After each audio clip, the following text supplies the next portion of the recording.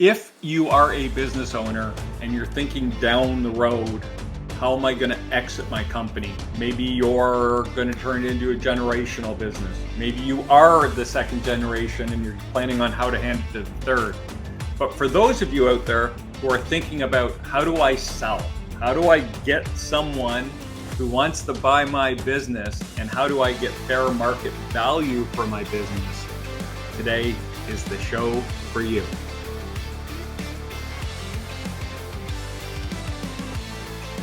Welcome to the KeyHire Small Business Podcast, where we cover the issues that help owners scale their small business.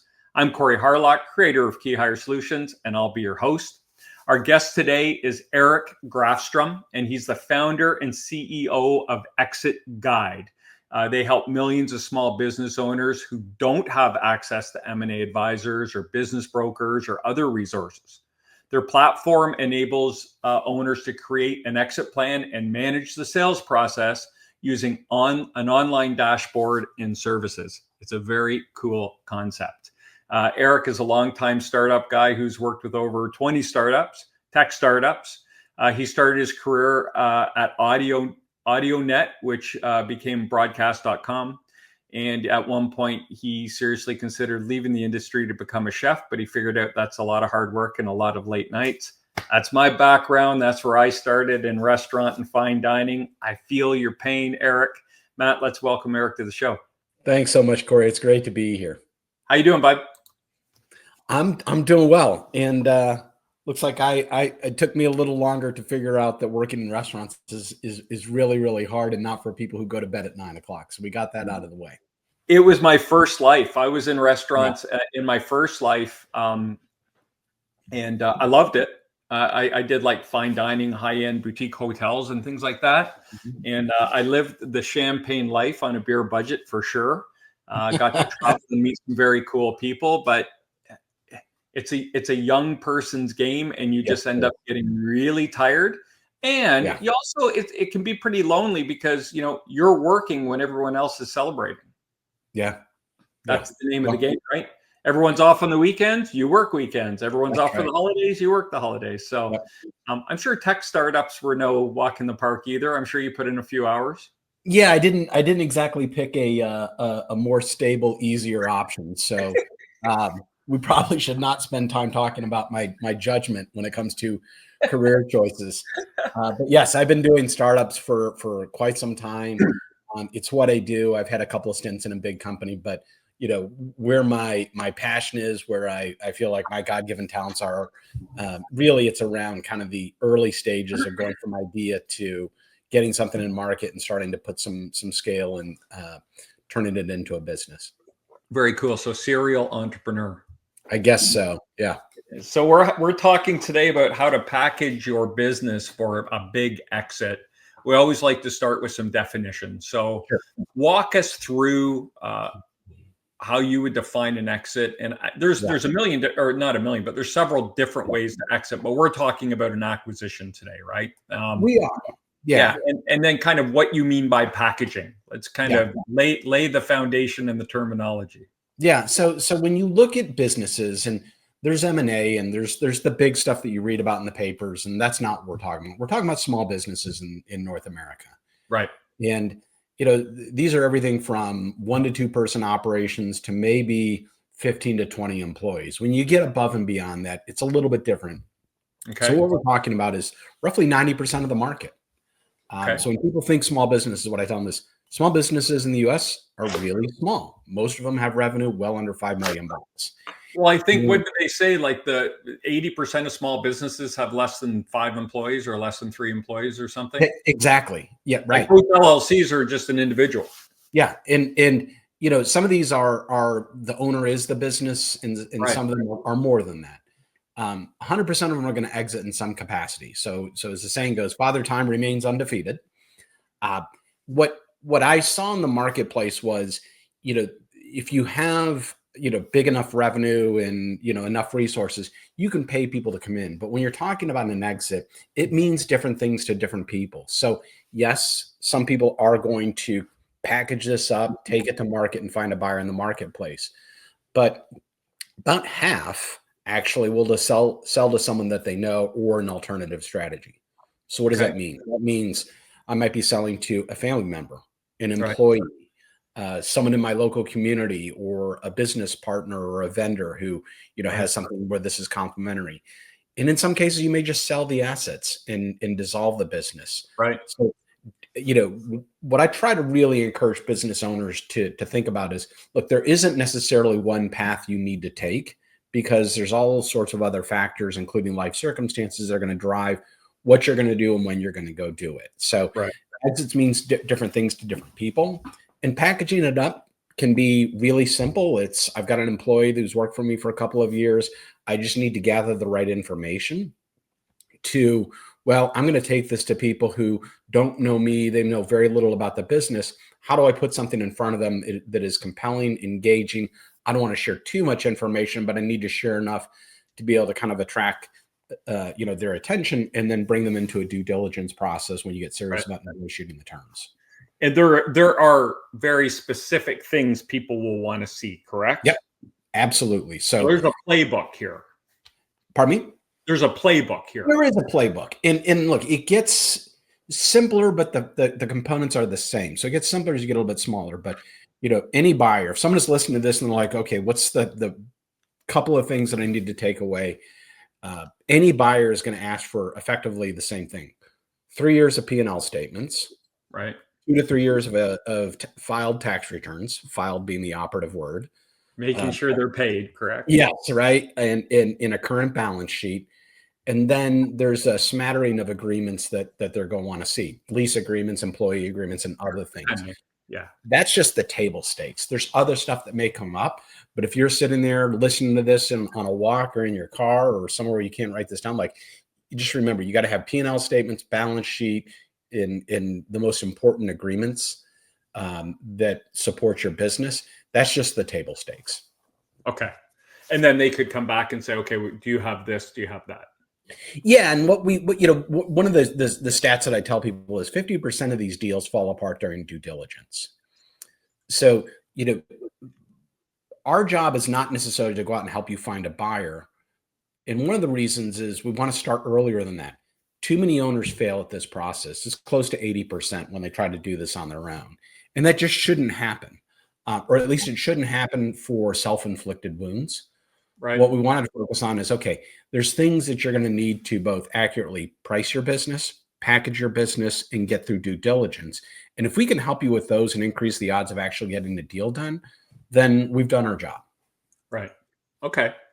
Yeah. And we're not talking about valuations today, because that's a whole other conversation. Yeah. But you talked about, 80% of the time or 50% of the time it falls apart in due diligence. And that could be a combination of A, not having your right information together, and B, having the wrong value, having a difference of valuations. Yeah. I mean, if I were to it's really hard to kind of draw, widespread, assumptions. But what I see, in this space is the two things that kill people, which is, one, they don't have any type of methodology that's widely accepted for valuations. Right. Businesses, that we service, they don't need to have a very complex 25-page valuation report with discounted cash flow and these other things. There's more simplified versions that you can use that are widely accepted, but it's got to have some kind of rationale. You can't just make it up. Right. So it's like selling a house. I mean, you may love your house and you raise your family there and you've done all this work to it, but you can't go and try to sell your house. Well, you could, for double what everybody else has tried to sell their house for on the street. So it just doesn't work that way. So mispricing is one thing. And then the other is just simply being unprepared. When you rush or you don't have things, deals slow down. Buyers get skittish, especially if you have errors in your financial statements. You can't come up with certain things. So, this is all stuff you can take care of in advance. Right. Okay. So good. We've laid it all out. Now we get to the good stuff. What are some of the mistakes that you've seen when, a business owner, we got 20 employees or less, maybe we're a couple $1 million, $5 million, and we're thinking, all right, I'm ready to cash in, put some more money in the bank, and either go on to the next venture or retire or whatever it is, what are the most common mistakes you've seen a business owner make in preparing to try to exit the business and get a big return? Yeah, I mean, I think the word preparing is the operative word here. The analogy I like to draw is back to the housing. No one wakes up on a Saturday morning and says, "Well, I think I'm going to sell my house. Let's stick a sign in the front yard." Right. I mean, it's crazy, right? No one would ever do that. So, what we see is people wait and they procrastinate. And when the time comes where they need to sell or they decide to sell, they kind of jump to trying to list this and promote this and reach out to people. And quite honestly, in most cases, it's doomed from the start. So preparation is the number one thing that we tell people. And it's where people, don't spend enough time and energy. And what does that mean? It means, one, make sure your financials are clean and up to date. If you keep your books and you've not used a professional bookkeeper or a CPA or something like that, have somebody go through it and clean this stuff up. You do not want to find out that there's errors in your financial statements from your potential buyer, from their, CPA.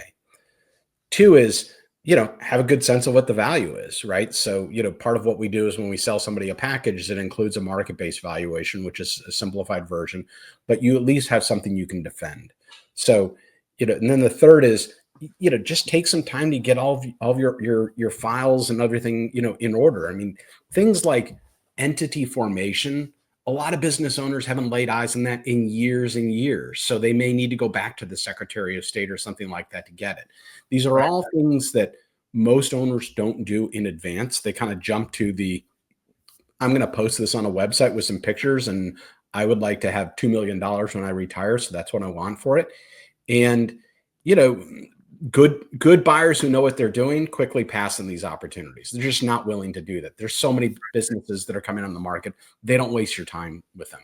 The other is, if you're trying to sell it to maybe someone it just gets kludgy. Banks don't want to lend against it. People start to get skittish as they get advice from other people who have a sense of what the process is like. And so red flags start to come up. So do yourself a favor, think about this at least and start preparing at least 6 months in advance.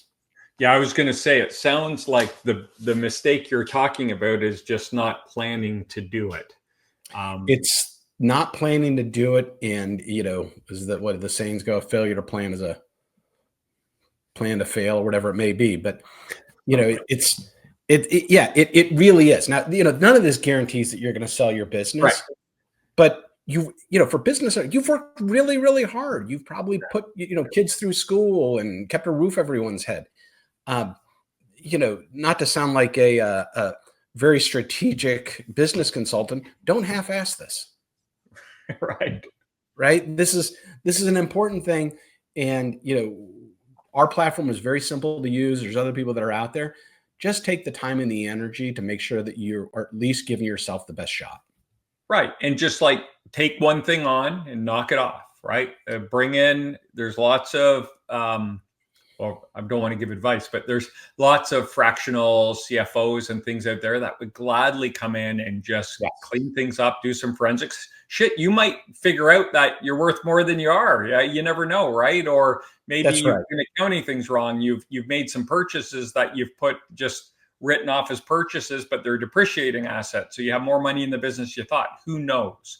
That's right. And Corey, you bring up something that I want to really emphasize, which is, a lot of business owners don't have confidence coming into this process, which is supernatural, right? They've never done this before. They've started, built, managed a business, but they've never done this before. Deep water. Yeah. It's deep water. It's okay, right? That's fine. What I try to say is when people say, like, why don't owners do all this? This should be just like retirement plan or other things. And, my observation, having dealt with thousands and thousands of business owners over the years, it's really, life is the biggest challenge. You still have a business to run. You've got a family. You've got other commitments outside of work. Employees may quit. People get sick. People get pregnant. People go on vacation. So carving time out of the day to go do something that you need to do that is good for you, good for your business, and is the right thing to go do, it's still a hard thing. So when I say 6 months, it's not going to take you 6 months of labor and time and energy to go do this. It's, where are you going to find these hours on a Friday afternoon or over the weekend, whatever it may be, to go do this stuff? Because it sometimes just takes a little bit of time where you don't have distractions around you to go find files, review things, maybe, enlist some help. It's a great point. You might have an EA, you might have a bookkeeper, Absolutely. you might have a ops manager that can. I think what you're saying is you need 6 months of like an hour or two a week. Yes. Just saying, hey, can you chase this down? That's right. Let's talk to some fractional CFOs that can come in. So now we got to go through 2 or 3 weeks of meeting people. Okay, we like you. We would like you to start. Well, because I can start next week. How long is it going to take? Give me 3 months. Because here's your budget. I could do it all in 1 month, but we want to spread this. Maybe it's too big a hit. In true stories where I've seen people trying to kind of get through due diligence, and all of a sudden they find out that their bookkeeper is on a 2-week vacation, and it stresses the owner out, and it's understandable. But look, the bookkeeper's not going to drop everything on their vacation to go generate P&L statements and corrections. So you're 100% right. I mean, our dashboard will show you what you need to go do. The pace in which you do it is entirely up to you. So you just want to make it easy. So you're saying I could be thinking like, hey, I'd like to sell my business in 3 years, but I could start putting things in place now, just like every quarter, knocking off, checking one of the boxes I need to. So in 3 years, I'm like, okay, I just need to tidy up, put a bow on these 2 or 3 loose ends here, and we're good to go to market. But you talked about it earlier. It's the time. And when you have something that's proactive, that's the first thing to say, okay, just push that. I got more important things to do this week. So those 2 hours go away. And then next week they go away again because something else comes up. And now you find yourself, you're 1 month left in your 3-month timeline and nothing has happened. And there's I've seen unforeseen circumstances drive people into needing to sell. It's health, it's life reasons, family reasons, whatever it may be. So, 2-3 years in advance, boy, that'd be amazing. This would be like talking to a financial advisor and being like, well, if everybody started thinking about retirement at age 22 and stayed consistent with it. But practically speaking, it doesn't always happen that way. But if you can come in and out of it, so maybe you do work on it, you get 3 hours 1 week, another 4 weeks go by, you can't touch it. You come back to it. So that's why, our dashboard is kind of something that just shows you everything you need to go do. Yeah. And if you can knock it out on a Saturday, we'll watch some basketball. Great. If you can't get to it for another month or two, that's fine. Yeah. I know larger companies, I mean, this could be a 2-year process for them to start to prepare to sell, but we're talking about the smaller businesses. What other mistakes have you seen out there, Eric?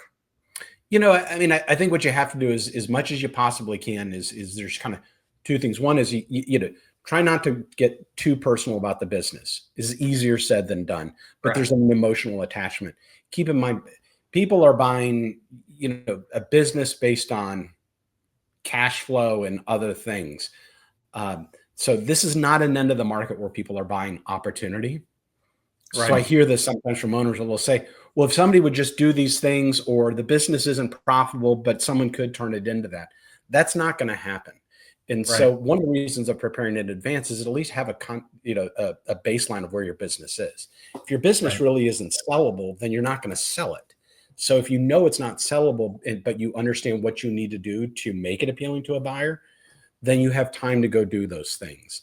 And so, one is, remove as much of the emotion as you possibly can and realize somebody's buying a business that is going to generate income and cash flow for them. And yes, they may want to grow it, but they're not here to clean this up. They're not here to do a turnaround. They're not here to fix your business. Those are all things they can go do. That comes at a deep discount. Yeah, a very deep discount. The turnaround and the cleanup and all that stuff. I mean, if they're just trying to get a hold of your assets and they know that you're not making money, that's an asset, and you're not going to make a lot. The end result oftentimes is it's an asset purchase. Someone will say, look, I'm not going to take on your liabilities. I just want to buy these particular assets, fold them into, my business or into a new entity. So the end result is if you wait and your business isn't sellable, you're going to be left with either not selling it or you're going to be selling the assets, which is still can be a pretty decent outcome. Right. So, one is understanding the value of the business and not getting, too emotionally tied to it. The other thing that I think doesn't get enough attention, because there's a lot of stuff online about all this, have a plan for what you're going to do afterward. Yes, we've done a show on that, Matt. We'll have to link that podcast because we had someone talk exactly about that in the past that's great. So I think their advice was like, when you're doing this, get a lawyer, get a financial advisor, and get a real estate. I forget what it was, but it was like, you need to understand what's next. Yeah. And have a plan. I mean, if you're going to sell this, in most cases, you're going to have a transition period. Right. So you're going to, come in, maybe 30, 40 hours a week in the beginning. It'll titrate down to just a few hours a week, and then you'll be available on demand. Now you got to go fill that time. You don't have people who are coming to you every day and saying, what about this? And, I need advice here. We got to fix this. This didn't come in, whatever it may be. And if that's what you're used to dealing with for 10, 20, 30 years, and suddenly that goes away, I've heard from good business brokers, and we kind of serve the end of the market that a broker will not, typically pursue, is, a year goes by and they don't know what to do with themselves. And they ended up, trying to buy yet another business that's different. Not to be negative, but there's also an interesting stat that I saw. I saw this on Instagram. If you've seen the series, it's got to be true. It's got to be true. Have you seen Blue Zones? Yeah. Okay. So the guy who hosts Blue Zones, a guy named Dan Buettner, I think I'm pronouncing it correctly. Especially for men, the highest mortality rate is within the first 1 or 2 years of retirement. Yeah, I know that. Yeah, I think it's like, it's shocking how people work for retirement, especially men, and then they retire and die. Yeah.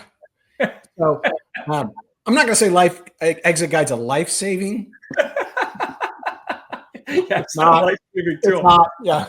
No, it's a sense of community, right? And when you have your job, you have the sense of meaning. What am I doing? And when you kind of lose all that, and you sit at home and by yourself with nothing to do, and you kind of body atrophies, your brain atrophies, and you think, I mean, that's why a lot of people get into golf or join clubs or whatever. And you can only do so much of that. That's why, it's not the part that we handle. Our job is to kind of say, okay, look, there's a whole bunch of stuff you need to do so that this will work. We're here to help you with that. But, the one bit of advice that I hear consistently and have seen online and talked to business owners about, the other part of this is, have a plan, not just for what you're going to do with the money, but what you're going to do with your time, your talent, your interest. Because in most cases, the brain doesn't know that you've sold the business. So the brain is a muscle that is used to working at a certain rate and a certain pace. Yeah.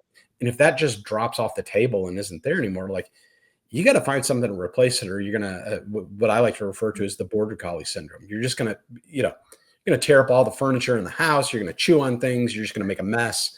Try to herd everyone. That's right. Try to herd everyone. So it's wise to have a plan for what to do afterwards. So I would be, you brought up a great topic, and now I'm thinking about it, but, I just had a thought.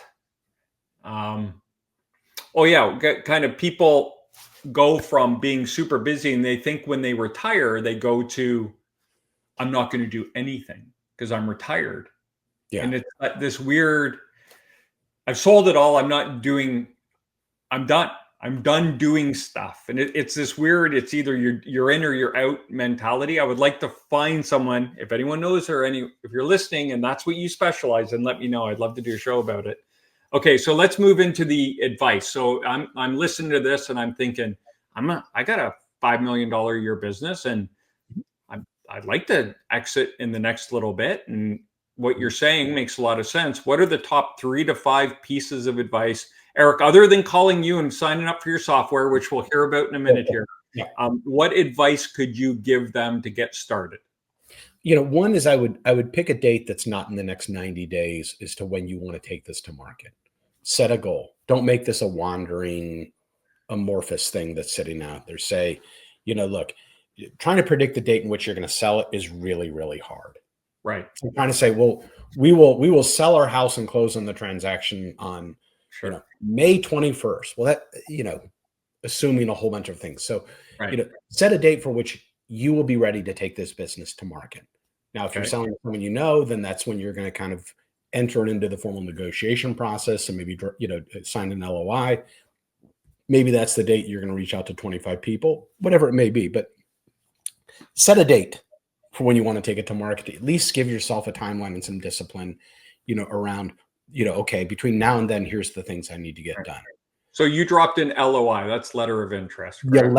Yeah, letter of intent. So it says letter of intent. Yeah. Yes, okay. It says, hey, Corey, I want to buy, Corey's Bakery for, $1.2 million. I'm going to finance. Hey, my bakery is worth way more than that, Eric. Well, you'll have to send me some amazing cookies. You know how hard I've worked at that bakery and how much potential it has? I need a dozen cookies, and then I will let you know what the valuation is. I'm a sucker for sweets. So, set a date. Hey, by this date, here's, I'm going to get all this done and I'm going to be ready to take it to market.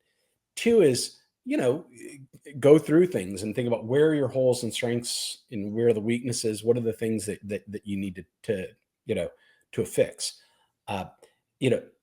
Getting those 2 things in line starts to create a bit of a timeline for getting all this stuff done and bringing in the appropriate resources. I'm not a huge fan of going out and talking to prospective buyers early, because everybody kind of has the same response. They're like, why shouldn't I be out there talking to them? Look, if it comes up, I'm not going to say be weird and stop talking. Right. But, don't go out and start saying, well, I'm thinking about selling my business, because immediately everybody's going to ask the same thing. What do you want for it? When are you selling? Yeah. What do your financials look like? Yeah. And so if you, the answer to the question is, well, I'm not sure, and I don't know, and I haven't really thought about that. That is an immediate signal. Anybody who's a serious buyer, that's a signal to them that you're not a serious seller. Yeah. They're going to say, well, let me know when you get it all together. I'll have a look. Yeah. And we're dealing with a huge demographic shift here. 85% of small business in the US are owned by Gen X and boomers. So youngest is like 50, but most of these are over 60 to 65. You are not the only game in town, even though you may think your business is great. If someone's trying to buy a business because they want to get, the cash from it, they may want to supplement their business to expand it, whatever it may be. If they feel like you're dragging your feet, then they'll say, sure, I'm interested. Let me know when you're serious. But it drops out of their mind because they're thinking about people who are ready. Yeah, they're not going to stop talking to people. That's right. So be ready, to have those conversations, set your date, start to get organized, and get a sense of who you'll reach out to. You don't have to reach out to them, but just having a list of 25 people and a date in which you're going to be able to reach out to them with the right information in a good looking package is going to make a huge difference for you. Right. Okay. Any other advice, or did we put a bow on it? No, I think that's enough. I mean, look, doing those things has a whole bunch of subtasks in it. So, that's plenty. And well, we're just talking about trying to get them started. So I guess that's right. Yeah. Yeah. And look, don't think just because your business generates $250,000, $500,000, $1 million a year that you're too small.